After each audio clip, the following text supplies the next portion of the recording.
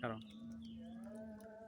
এটার মধ্যে আছে গমের ভুসি, গমের ছাটি, আছে ভুট্টার ফাঁকি, আছে আউশ ধানের কুড়া, আছে এর ভিতরে সবজি কাটা আমি কিছুই ফালাই না।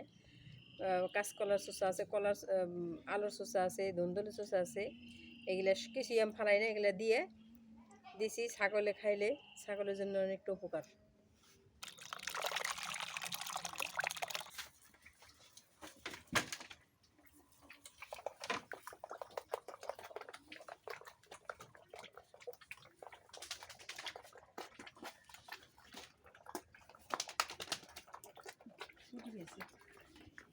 খাওয়া শেষ।